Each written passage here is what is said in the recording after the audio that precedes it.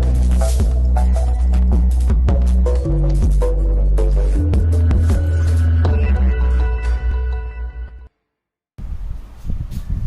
Friends, how are you?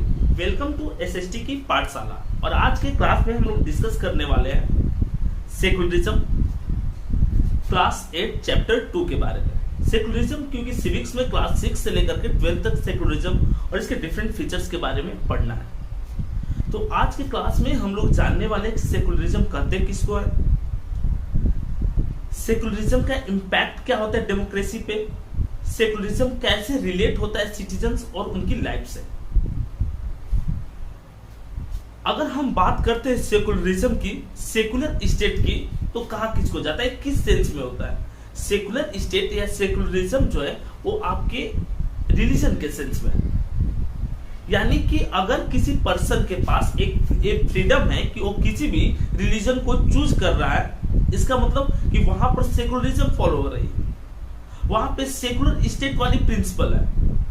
लेकिन कोई ऐसा नेशन जहां पे फोर्सफुली उसको विवश किया जाता है कि आप अपने अकॉर्डिंग रिलीजन चूज नहीं कर सकते हैं, स्टेट ने, कंट्री ने डिसाइड कर रखा है कि ये मेरा नेशनल रिलीजन है, आप बस उसी को चूज कीजिएगा, तो वो सेकुलर स्टेट नहीं होता, वो होता है कॉम्युनल स्टेट। सेकुलर स्टेट में सेकुलरिज्म जो होता है वो आपका स्पेशल फीचर होता है डेमोक्रेसी का, एक ट्रू डेमोक्रेटिक नेशन का। क्योंकि वर्ल्ड के जितने भी टॉप मोस्ट डेमोक्रेटिक नेशन की बात करेंगे तो नियर अबाउट हर जगह सेकुलरिज्म फॉलो होती है, कुछ एक्सेप्शन भी है इसमें। एग्जांपल के लिए हम यूएसए को लेते हैं, यूनाइटेड स्टेट ऑफ अमेरिका, जो कि सेकुलर स्टेट वाली पॉलिसी को फॉलो करता है। इंडिया को लेते हैं, इंडिया में मेजोरिटी है कि इनकी हिंदुओं की 80% से ज्यादा है हिंदू यहाँ पर, लेकिन इंडिया एक सेकुलर स्टेट है, एक सेकुलर कंट्री है। यहाँ पे आप किसी भी रिलीजन को चूज कर सकते हैं जो एक मेजर रिलीजन है, या कोई भी रिलीजन जिसको आप प्रीफर करना चाहते हैं आप चूज कर सकते हैं। लेकिन वर्ल्ड में कुछ ऐसे भी कंट्री है, कुछ ऐसे भी नेशन है जहां पर आपको पास चॉइस नहीं रहता है, सेकुलरिज्म के जस्ट उल्टा वहां पे कम्युनिज्म फॉलो की जाती है, यानी कि वहां पर बस एक ही रिलीजन होता है और किसी रिलीजन को तवज्जो नहीं दी जाती है। एग्जाम्पल के लिए पाकिस्तान जो है एक कॉम्युनल कंट्री है, ठीक है, पाकिस्तान एक कॉम्युनल कंट्री है। तो कॉम्युनल कंट्री का मतलब क्या होता है? कॉम्युनल कंट्री मतलब कि वो पर्टिकुलर रिलीजन को फॉलो करता है। पाकिस्तान नेशन जो है, कंट्री जो है, उसने डिक्लेयर कर रखा है कि Islam is my national religion, जबकि इंडिया का कोई नेशनल रिलीजन नहीं है। तो अगर ट्रू डेमोक्रेसी जहां पे आप फॉलो करना चाह रहे हैं, जहां पे हर किसी के पास चॉइस रहे अपने अकॉर्डिंग चीजों को चूज करने का, चाहे वो रिलीजन ही क्यों ना हो, तो वो कंट्री एक ट्रू डेमोक्रेटिक नेशन माना जाता है। तो आइए डिस्कस करते हैं, देखते हैं कि इस चैप्टर में और क्या क्या चीजें जाननी है। इस चैप्टर को हम लोग 2 पार्ट में कवर करने वाले हैं। अगर हम बात करते हैं सेकुलर स्टेट की, तो सेकुलर स्टेट में क्या होता है? Ethnic group. देखिए, इथेनिक ग्रुप का मतलब क्या होता है कि जब कोई पार्टिकुलर कम्युनिटी मिल करके कोई ग्रुप फॉर्म करते हैं, तो इथेनिक ग्रुप का एग्जांपल होगा people who form A group on the basis of common ancestry, language, religion और कल्चर। अगर common ancestry, belief, language, religion या कल्चर के बेस पे कोई ग्रुप फॉर्म होता है तो उसको हम लोग इथेनिक ग्रुप करते हैं। उसके लिए बेसिस क्या होंगे? तो आपके कॉमन एंसेस्ट्री, लैंग्वेज, रिलीजन और कल्चर इसके बेसिस होंगे। अगर हम बात करते हैं स्टेट रिलीजन की, स्टेट मतलब कि अगर कोई स्टेट या कोई नेशन है, अगर उसने अपना रिलीजन डिक्लेयर कर रखा है तो एक क्या होगा? सेकुलर स्टेट नहीं होगा। अगर नहीं किया तो एक सेकुलर स्टेट होगा, और डिक्लेयर किया तो कॉम्युनल स्टेट होगा, डिक्लेयर नहीं किया तो सेकुलर स्टेट होगा। A religion accepted as official religion of a country. अगर कोई भी रिलीजन को डिक्लेयर किया गया है कि ये रिलीजन हमारे लिए ऑफिशियल रिलीजन होगा, तो उसको हम लोग कॉम्युनल स्टेट कहेंगे, सेकुलर स्टेट नहीं कहेंगे। क्या इंडिया का कॉन्स्टिट्यूशन जब बना था, यानी कि 1950 में बना था, तो उस टाइम इंडिया एक सेकुलर स्टेट था? तो 1950 के टाइम में इंडिया एक सेकुलर स्टेट नहीं था। हमारा कॉन्स्टिट्यूशन जो है क्या है? फ्लैक्सी है, यानी कि इजीली हम इसको मोड़ करके इसमें नए अमेंडमेंट कर करके नए चीजों को जोड़ सकते हैं, और वहां से अगर कोई चीजें को सूट नहीं करते, सिटीजन को हार्मफुल है, तो वहां से हम एक्सट्रैक्ट भी कर सकते हैं। और ये एक अच्छा प्रिंसिपल होता है किसी भी कॉन्स्टिट्यूशन का।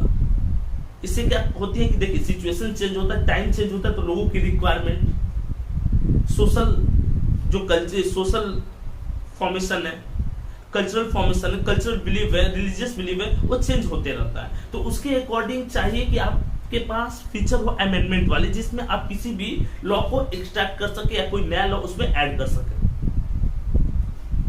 सो इंडिया में 1976 में कौन सा अमेंडमेंट था? काफी फेमस क्वेश्चन, बहुत सारे कॉम्पिटिटिव एग्जाम में पूछे भी जाते हैं। तो 42, ठीक है, 42 अमेंडमेंट था, जिसमें डिक्लेयर किया गया कि इंडिया एक सेकुलर स्टेट रहेगा। एक साल क्या था? तो 1976 था। अमेंडमेंट कौन सी थी? 42, ठीक है। इस अमेंडमेंट में डिक्लेयर किया गया कि इंडिया एक सेकुलर स्टेट रहेगा।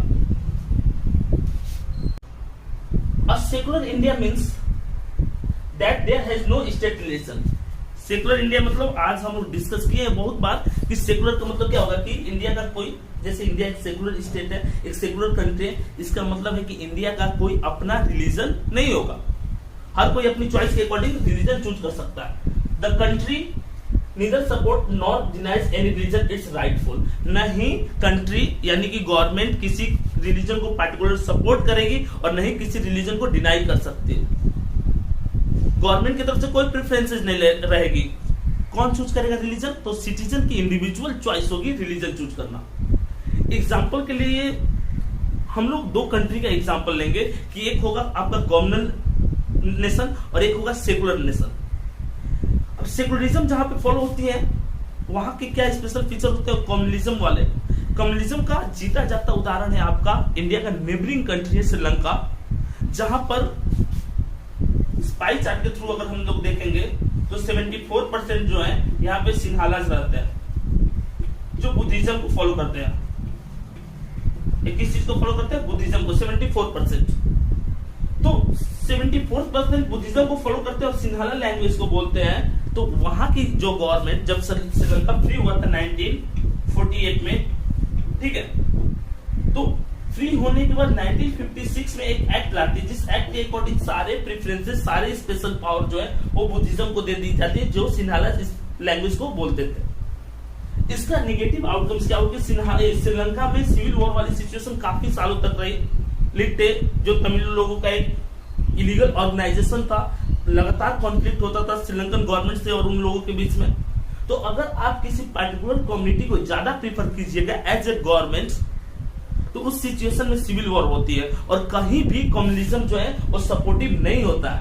आप देख लीजिए जितने भी स्टेबल नेशन है जहां पे फाइट नहीं होती है, सिविल वॉर वाली सिचुएशन नहीं है, वो सेक्युलरिज्म को फॉलो करते हैं। और जो कम्युनिज्म को फॉलो करता है नियर अबाउट वहां पे सिविल वॉर है। एग्जांपल के लिए हम सीरिया को ले सकते हैं, पाकिस्तान को ले सकते हैं, आपस में फाइट करते हैं रहते हैं लोग, अफगानिस्तान को ले सकते हैं। तो सारे, और इसके अगेंस्ट में अगर हम इसके जस्ट अगेंस्ट बात करते हैं श्रीलंका के अगेंस्ट, तो बेल्जियम है। बेल्जियम में आप किसी भी रिलीजन, किसी भी कम्युनिटी के, इससे कोई मतलब नहीं। आप अगर बेल्जियम के सिटीजन है तो आपको सारे राइट्स मिलेंगे, सारे अधिकार मिलेंगे। आपके रिलीजन, आपकी लैंग्वेज से कोई मतलब नहीं होता। और यही होता है स्पेशल फीचर किसी भी डेमोक्रेटिक नेशन का। Separation of religion and state. State और रिलीजन का सेपरेशन होना चाहिए। किस बेस पे सेपरेशन? क्या अलग अलग कर सकते? नहीं कर सकते, बट हर किसी के पास चॉइसेस होनी चाहिए। स्टेट का कोई राइट नहीं बनता कि वो किसी के रिलीजन को चूज करने में इंटरफेयर करे, ठीक है।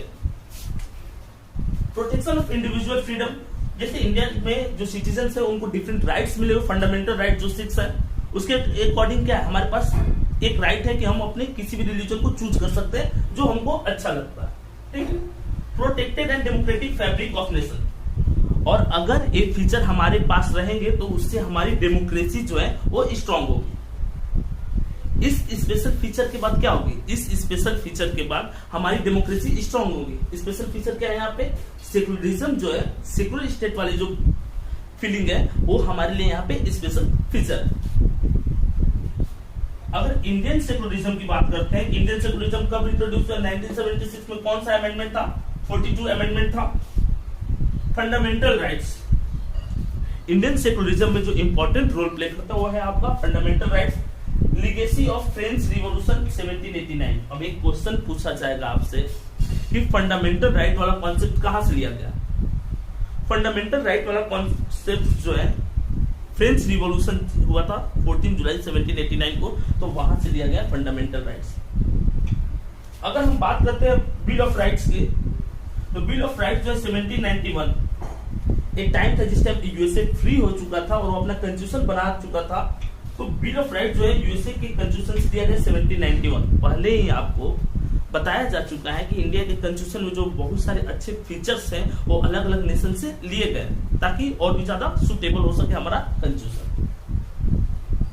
Universal declaration of human rights. देखिए universal declaration of human rights मतलब कि हर कोई जो ह्यूमन है उसके पास राइट्स है, जीवन जीने का अधिकार है।